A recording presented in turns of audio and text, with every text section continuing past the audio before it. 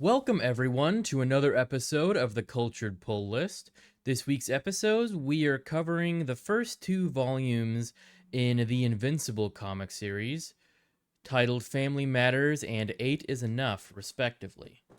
So, without further ado, let's get into it.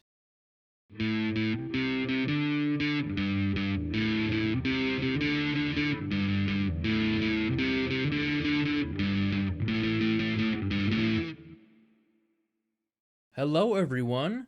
Welcome to the Cultured Pull List, the show where we review comics and graphic novels. This is a special episode because we are back to showing you Yeah. both of our beautiful faces. Luke is Mm. back, and well, his video is back. Before he was just kind of a disembodied voice for a few months there. Right. So yeah, we are back, and we are talking about Invincible. Now, Invincible, the Prime Video animated series, is back for a Mhm. second season. The first two episodes are out right now, and we're gonna cover the original 8 issues in the Invincible comic series that were they're split up into two 4 issue volumes. So that's why we're covering the first two. But yeah, let's get into it. So, Invincible volumes 1 and 2 were written by Robert Kirkman with art by Corey Walker and Ryan Otley. The colorist was Bill Crabtree. I switched those up on accident. The Oh, letterer is Robert Kirkman and the colorist is Bill Crabtree. And these issues were released between January 2003 and January 2004. And there are some additional artists for a couple sequences towards the end of issue 8. Terry Stevens, Matt Roberts, Tong Moore, Mark Englert, Eric Larson, Dave Johnson, and Cliff Rathburn. All right, so our story begins jumping right into the middle of the action. We see our main character, Mark Grayson, aka Invincible, flying somebody with seems like a bomb vest on, high tech bomb vest, and he throws this person up in the air, and the person explodes, and Mark gets sent hurtling it down to the ground. In we see that it's a glacier in Antarctica. Then we go backwards. I believe it's 4 months, and we see Mark has not developed his powers yet. He's just a normal teenager, but besides the fact that his dad happens to be a world-renowned superhero named Omni-Man, and we just kind of get to see a little bit of a day in his life. His mother is a normal human. Um, she's a realtor, at least in the animated series. I don't remember if it's in the comics or not, but we see Mark at his school at Reginald Vell Johnson High School, which is kind of a pretty funny name that they kept in the animated series. And we mhm. see Mark's best friend, William, just kind of a normal daily conversation with them. And William asks Mark if he wants to go out with some friends, but Mark has to go to his job at Burger Mart, where he exhibits his powers for the first time while taking out the trash. He ends up launching the trash actually to another country, which is pretty wild. And at the dinner table that night, Mark tells his parents that he's developing powers, and they kind of treat it like he said he like made this the football team or something. Like they're Mm. kind of like, oh, that's great, honey. Oh, somebody passed the green beans, you know. But that night, Mark decides to go out on his first flight, and after realizing he can fly, which he wasn't sure of at first, but he just kind of jumped off the roof. He gleefully takes a flight all around, and he soon begins doing some vigilante work on his own, makes a makeshift suit, and he thwarts this robbery and beats their hired muscle, which, if you're familiar with the series, you'll recognize this guy as Titan. But Mark's dad, Omni Man, ends up seeing what he's doing, and so he takes his son to go get fitted for a suit from this guy. I think his name is Art, right? Or is it I think so. Yeah. So Art, the costume maker, and he originally gives him this suit that he originally designed for his dad. And there's kind of this little um, interesting reference where he says that he made it to absorb solar radiation because he Mm, thought that was the source of Omni Man's powers at first, which is obviously a nod to Superman. right. And at school the next day, we see Mark defend a fellow student from a bully, and he ends up slamming the kid against the lockers with his super strength, kind of further showing he doesn't necessarily have full control of his powers, but he's definitely getting used to them. And at the end, by the end of this issue, he decides to use the name Invincible, and we see his cool new suit in all its glory while he's thwarting another robbery. And in the next issue, we see Omni Man telling a young Mark all about his origins on the planet Viltrum and how the Viltrumites created a utopia of a society and decided to spread their technological advancements as well as their societal norms to other developing planets. And there's basically a vocation that they make out of seeking out these planets and helping them out. And Omni Man, Mark's dad, ends up convincing this council to go to Earth, even though Earth wasn't really on their radar. And he volunteers to go there himself to kind of scope it out and help humanity, basically. So then we jump forward to the present. Mark goes for another late night flight when he ends up seeing this guy, Mauler. If you're familiar with the show, you know he's one of the Mauler twins, robbing a Toys B Wee, obviously a Toys R Us riff on that. And Mark attempts to stop him, but he ends up meeting Teen Team, who is also there to stop Mauler. Most notably, he meets Eve, who he thinks looks familiar but isn't sure quite yet. But so he ends up meeting everybody, telling them his name is Invincible, and they agree that hey, maybe we'll team up again sometime. The next day at school, Mark realizes that Eve is his classmate, superhero name Adam Eve. Eve is his classmate. Eve gets called by Robot, leader of the teen team, and they go and they end up stopping the Mauler twins, who were apparently using these game systems that they stole to make this robot army. So, but they end up stopping the Mauler twins. But meanwhile, a young man wakes up in a mall and he doesn't know where he is, and he opens up his shirt and he sees that he's strapped to a high-tech bomb vest, which ends up going off inside the mall. And it turns out that there have been 3 students missing from Mark's school, and there's even a whole like town hall about it at the school. And back at work, Mark ends up quitting his job to focus more time on superheroing. And then back at home, Mark's dad decides to take Mark out on a bit of a on the job training flight. And while they are flying around together, they just so happen to stumble upon a interdimensional alien invasion, which they quickly jump in to try and stop. And things aren't going too great. They're being overwhelmed by the numbers, but then they see that the aliens are aging incredibly quickly. So they're able to fight off the remaining stragglers, and the rest of the aliens escape back into the portal that they arrived in. So Mark and his dad end up flying away when they stumble upon another mall bombing in process, and Omni Man tries to get information out of this kid, but the kid doesn't know anything, so Omni Man has to throw him out of the hole in the ceiling that they created when they landed, saving everyone in the mall, but unfortunately not saving the kid.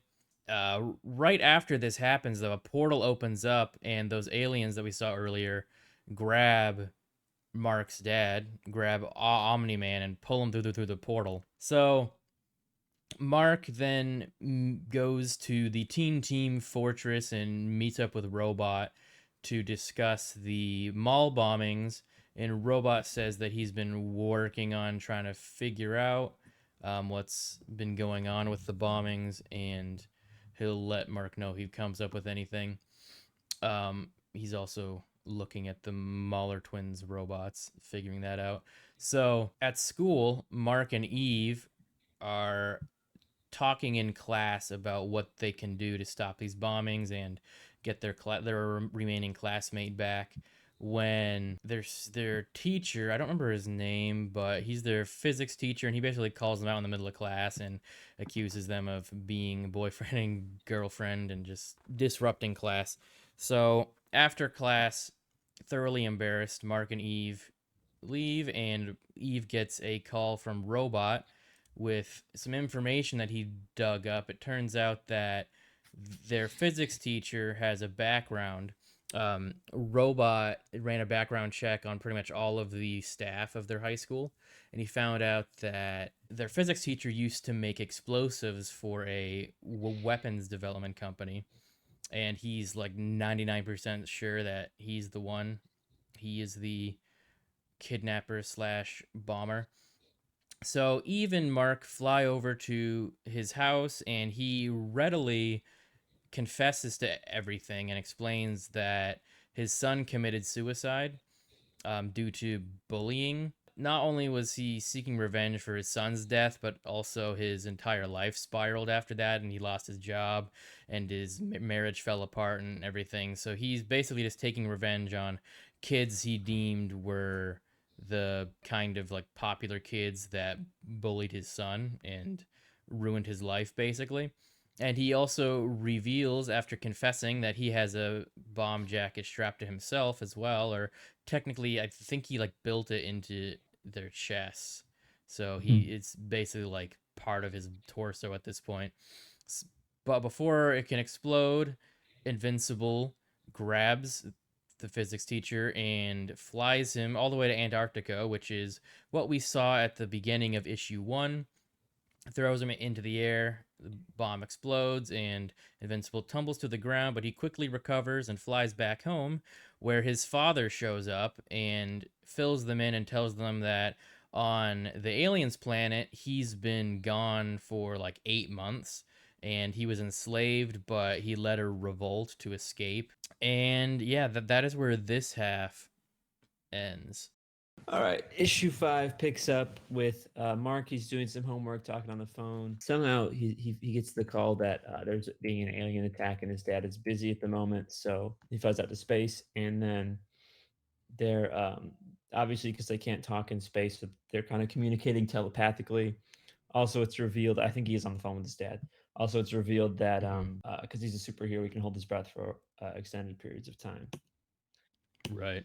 Okay, yeah. So they're fighting, and then the alien's like, "Oh, you're new. You're not the one that I usually fight." And then they get to, well, not talking. They get to communicating back and forth, and then Mark throws him into the moon, and they keep fighting.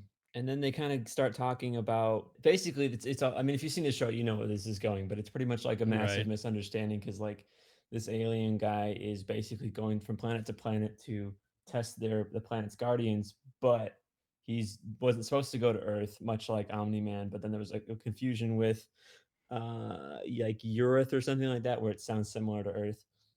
So Mm-hmm. yeah, he's gonna be in trouble with his superiors or whatever. And so apparently this leads somewhere in future issues, but I don't know. But that's what they say. Mm-hmm. Yeah, and so he keeps talking. Yeah, Urith. Yeah, they talk back and forth, and then there's this. I really like this picture with all the stars Yeah, and that is Earth cool. and stuff. And then the next issue, issue 6. Oh, this is still the end of issue 5. He kind of Mark kind of tells his dad about everything, and he's like, "Oh, that was it. It was just a misunderstanding. That's interesting." And then the mom's like, "Maybe you should have just talked to him about it." And like, yeah, probably. Yeah. Um, is Space Dog, is that a different Image comic? Do you know? I It's not do Science not. Dog. Yeah, yeah, that's yeah, I meant to mention that. the Image character Savage Dragon shows up Mm, a couple times in this book, in these books, and also the Image character Shadowhawk, okay. which obviously aren't in the show, but they put them in these comics. Mhm. So I guess they're technically the same universe. It seems like the Image is they're kind of the same universe, like most of the Right. characters, even though it seems like a very loose continuity from what I Mhm, know. mhm. Okay, so this is the beginning of issue 6. They're playing baseball, but the ball's flying around the world, and Mark has to. Okay, yeah. Science Dog is another Robert Oh, Kirkman okay, book. yeah. Oh, there you go. Uh, Yeah, that makes sense. yeah, so the ball is flying around the orbit of the Earth, and then the other person catches it, and then Mark has to go to a college orientation tour, and right as he's hmm leaving, he forgets he has to catch the ball. Um, so that Yeah, that was kind Yeah, of funny. and as soon as the Mark and his friend leave, his parents go up and have massive sex, and then we cut back to the teen team. Rexplode is saying like, "Hey, everybody, I am getting promoted to the Guardians of the Globe." And then that kind of around that moment, like the team sort of disbands. I mean, they still hang out in later issues, but they're not like an official team anymore. Wait, what was it? Rexplode or Robot? That I thought it it was might have been Robot. That's a good question. I thought it was Okay. Robot that's getting promoted. And like he was the leader, so he was like, "Yeah, we'll disband and you're all like not going to be teenagers in a couple Right, years right. anyway." Yeah. Well, yeah. And then we meet with this other character, Black Samson, who is sort of like a Bruce Wayne type, Mhm. and he. I think what happened is we don't really get the whole backstory in these issues, but I think he's lost his powers, and so he's trying to get a suit that can at least replicate some of his powers to a certain extent, Mhm. from the same tailor that we met in earlier issues. Right. And then we cut to the college, and the guy who's giving them a tour is, I guess, kind of a dick. Um, Yeah, everyone keeps like wanting to call William oh like yeah, Bill or Will yeah, or yeah, yeah. something, and he gets kind of uptight about it, Mhm. and everyone is like kind of gets uptight back, Right, right. kind of takes Yeah, offense. and then I guess the parents are still having sex, I guess, and then we're back here. Yeah, there's another more college stuff happening, and then there's Yeah.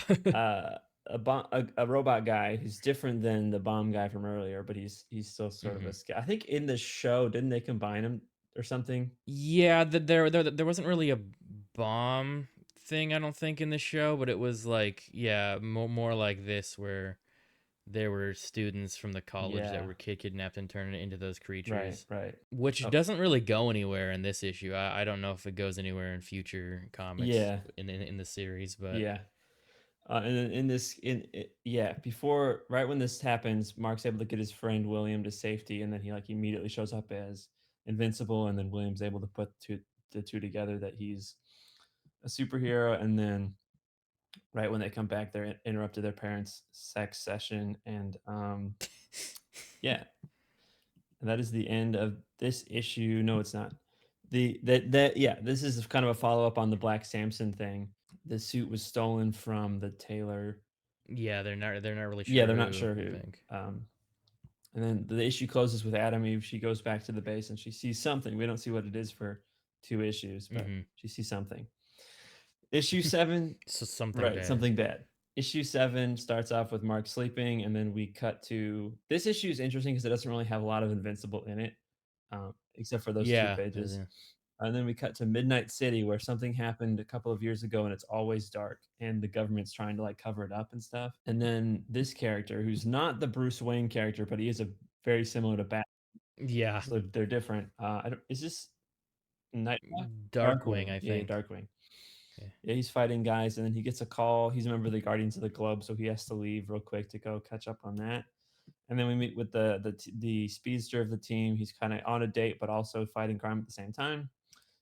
Also gets a call. We get the Wonder Woman character is named War Woman, and she's on like a date with her girlfriend, and then she gets a call also while she's fighting um this guy who looks an awful lot like Ares. I don't know if did they say who he is in this. I don't remember if they ever say, but he just like a Like he seems kind of like an Aries Yeah, yeah, stand-in. yeah. And then the fish guy, he's just like really bored, and then he finally gets a call, and he's like, "Oh, great." uh, And then these guys, they are, I think, Martian. Is he just called Martian? I think Martian Okay, Man. Martian Man, and then the Green Ghost. And the Green Ghost is a new superhero. Doesn't He's only been there for about a month, so he doesn't really know his powers. And so even while they're fighting, Martian Man still has to like tell him what to do. Hmm. And then they get the call, and they leave. And then there's the last one is the Immortal, who's fighting a character similar to Spider-Man's Vulture, and Yeah. he's like, I'm about to die soon, so I'm going to put everything I have into this last attack, and he just kind of throws him into space. Yeah. And then he gets the call, and they all show up, and they're like, "We thought you did it," but then no one knows who did it, and then they all start dying, and it turns out that it's Omni Man who killed Wow, what a them. shock. I Right, did not see that coming. right. And then this is the final issue, issue 8. We pick up with what's Omni Man's name? Yeah, I was just trying to remember. It's obviously something Grayson, Right. but Nolan Grayson. No, Nolan Grayson, talking to a character that from the back looks a lot like the Question. We'll see Yes. him from a different angle later Right, on. yeah, I was kind of confused because like in the show he looked different. I'm like, oh, is he completely like is he not a demon or Right, something? right. And then we pick up with Eve, who is, at first we assume she's reacting to the Guardians of the Globe, but she's actually reacting what she saw Mm-hmm. in issue 6, which was Rex Splode cheating on the other character. I think her name's Duplicate, because Yeah. the Legion of Superheroes has a character named Triplicate, I believe, so it's a little bit confusing. Oh, Yeah, okay. but I think this is Duplicate. Yeah, yeah, you're Anyway, so right. the mom catches him, and it's that typical teen comedy misunderstanding thing. They go Yeah. downstairs, and she's really mad at them, and then Nolan shows up, and he's like, "Oh, by the way, we got to go to a funeral tomorrow. Yeah. All the superheroes are dead." And then the next day, we meet up at the school with William, and then there's this mysterious Amber character who gives Mark a card, and I believe in the show, Amber and him are already dating, right? Not at the beginning, Okay, no. okay. And then also in the hallway, there's the survivor of the bomb attack. The um Right. the doctors or the scientists or whatever were able to like re-engineer the bomb into sort of like, now it's just like a part of him, so he's keeping him alive, kind of thing. He's like a Mm-hmm. cyborg, I guess. Yeah. And then he meets up with Eve, and Eve knows he's a superhero, and William knows he's a superhero, but they don't know the other person knows. So there's a sort of Mm-hmm. misunderstanding.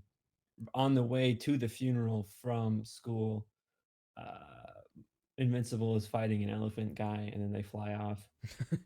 They got it, and I guess this is a flashback because he's getting ready, but then he's also in the suit over here. So he's talking to his wife about the funeral, I guess.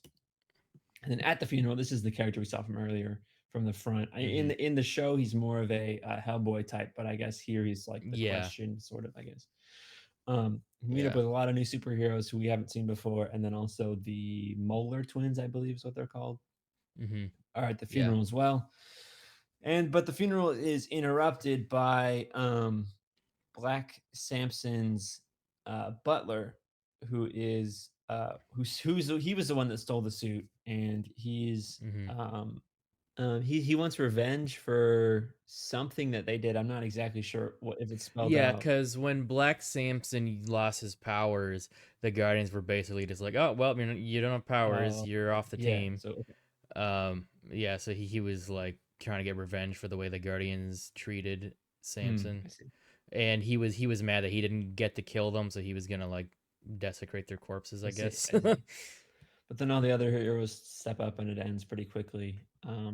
Yeah, And then Mark is talking to this guy who looks yeah, that's Savage Dragon. okay. Okay, from the other comics. Okay.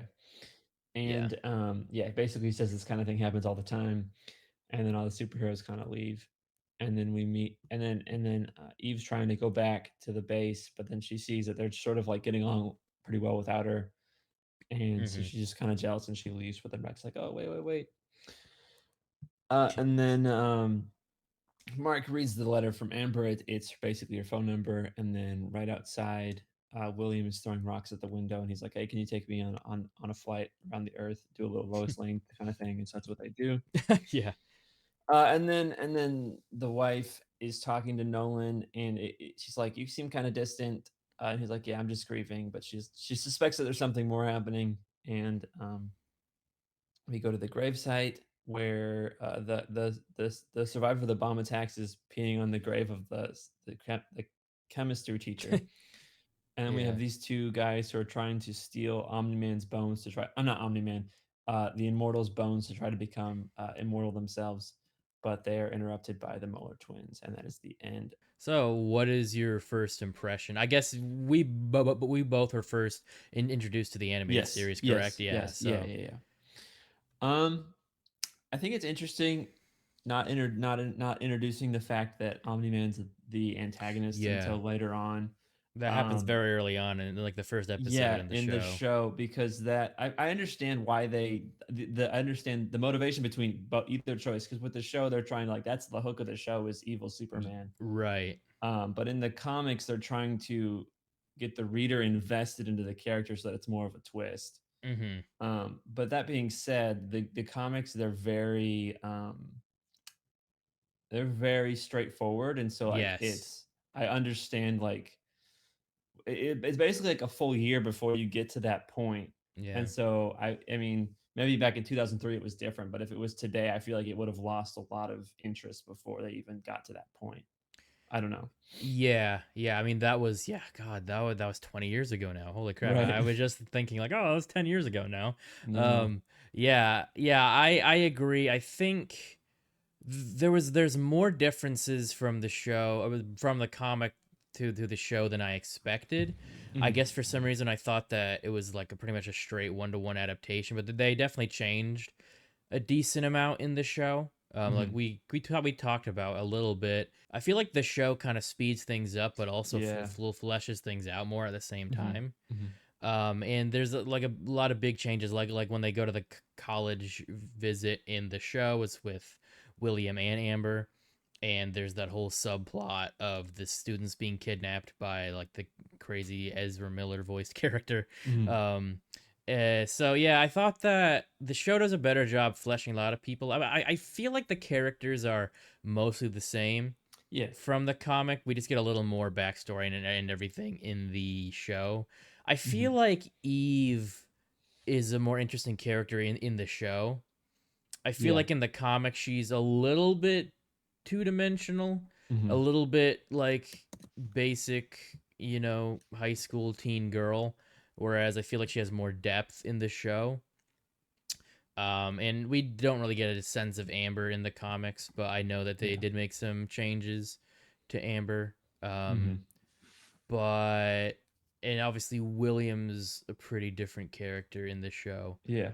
But yeah, from what I read, it's definitely interesting. I don't think it would have captured me as much if I hadn't watched the show first. Right. Like, I do want to read more because I'm pretty sure it gets pretty interesting in a lot of ways, like kind of like the show does, but Mhm. it takes longer to get there. Yeah. But I kind of want to read them so I kind of have an idea of what's going on in the show because Mhm. still a pretty faithful adaptation. Right. But yeah, it was pretty good. Mhm. I can definitely see why they changed a lot of stuff for the show, Yeah. but like pretty much all the bones are there Mhm. in the comics, and I do think that they fleshed out like they do give more detail on some things that more so than the show does, which I thought was interesting. Like the whole when Nolan Omni Man was explaining to Mark, Viltrum and the way things worked, they definitely went into a lot more detail in the comic about it, Mhm. and there's a little more to it in the comic as opposed to the show Mhm. where he's pretty much just like, yeah, Viltrum's cool and we decided to make everybody cool, Right. there's a little more layers in the comic which I did find interesting. Mhm. But yeah, did you have anything to add? No, I think we pretty much covered it, like you said, because these issues are pretty short, but then, like, for the Yes. show, every episode's like an hour long. So they Yeah, definitely they flesh it out a lot more in the show. I was honestly surprised when I first started reading. The first issue was so Yeah. short. It was pretty much him just like getting his powers, and that's it. I was like, oh, Right. all Right. right. Right. But yeah, no, it's pretty interesting. pretty. I'm glad that like Robert Kirkman is involved with the animated series because it seems like they've kept a lot of like the main stuff that should be the same. Hmm. But yeah, have you seen season two at all? I have not. Yeah, it's pretty good. I've seen the first two episodes, which is out now. But Okay, cool. um, yeah, what did you have for your cultured pick this week? This week I picked out an issue from 2008 called Oh, okay. I believe it's called Teen Titans: The Lost Annual, and so it's Hmm. I'm not sure if it was written in 2008 or if it's like a restored from like a something that was actually lost. I'm not sure. Okay. But it basically is a continuation of the 1960s Teen Titans series, and Oh, the it's so weird. There's aliens that kidnap John F. Kennedy and replace him with a doppelganger. And so the okay. Teen Titans All they right. go to outer space to rescue John F. Kennedy, but then the aliens are like, we needed a leader to help us fight this war. So John F. Kennedy's going to help us fight this war. So at first the Teen Titans are like, okay, we'll help you, but then they're able to break JFK from the brainwashing and then take him back to Earth. But the problem All is right. when they arrive on Earth, they realize that the doppelganger was the one that went to Dallas and got shot. So then Oh they're my like, god, "Oh shit, that's we wild. have John F. Kennedy, but we can't just like bring him back out there because then everyone's gonna know about the aliens." So they just like leave him with the aliens in outer What the space. heck? That's Yeah, wild. it's crazy. So It's so is weird. it like the art style from the 60s and everything? Yes, yes, So, okay. yeah. Interesting. Wow, that is It's very so interesting. weird. Where did you find that? I found it at it was at a comic book store Hmm. around where I live. Yeah, Oh, okay. Gotcha. That's funny. Yeah, I had never yeah, heard of that. it's crazy. So my pick this week, I actually picked up at Grand Rapids Comic Con. I had been interested. Okay, so it's Gunslinger Spawn number one. Hmm. It I think it's like his second series he's been in, but Okay. this one came out 2 years ago, 2021. Hmm. But I'm not sure. I think it's his first solo series, but but he's been around for a little bit. But I was very curious. This was just like in like a $1 bin, so I was Hmm. like, yeah, screw it, I'll get it. And he's a very interesting character, and the way this issue's kind of split into different like smaller stories, and he's basically a spawn from the 1800s as you would kind of expect, Hmm. but not Al Simpson, but a different character. And the spawns are kind of like ghost riders in a way, but they don't like it doesn't seem like they are inhabited by the same spirit or anything. Mm. um but this one is kind of interesting because he is already like the least powered spawn for whatever reason. Like he's the weakest, Mhm. but he also like for the things that he fights, he has to use special bullets Mhm. in his guns and special blades, knives, and stuff that he makes himself. But he makes them from like he has to use his powers to make them to imbue them with um whatever power he needs, and that makes him weaker each time he makes more weapons. So Okay. he's basically like making himself weaker and weaker to be able to make weapons to defeat his enemies and defend himself. Mhm. It's kind of interesting, kind Yeah. of an interesting concept for a Spawn character. But then Mhm. there's something that happens. I don't know exactly what. It happens in other Spawn comics, but he gets transported to like modern day, and there's kind of this funny thing where he is riding a motorcycle, like I Mm. think he calls it like a metal horse or something, but then it breaks and it turns out it just ran out of gas, and like some teenager like helps him fill it up. But then yeah, it's pretty cool. Nice. Nice. I thoroughly enjoyed it. But that is our episode for this week, everybody. We will see you next time. This has been TCN Presents The Cultured Pull List. If you would like to support us on Patreon to help us bring you more content, check us out at patreon.com/theculturednerd and look for our show specific tier if you would like to support our show specifically. I have been your host, Michael Malillo. My co-host has been Luke S. Our logo was designed by Jose Navarro, and our intro was designed by me. Thank you so much for joining us. Please like and subscribe, that really helps a lot. Scan the QR code on the bottom left to check out The Cultured Nerd on social media. And scan the QR code on the bottom right to check out me and Luke's other brand, Casual Experts, on social media, YouTube, and our other podcast. Thanks again for joining us. We'll see you next time.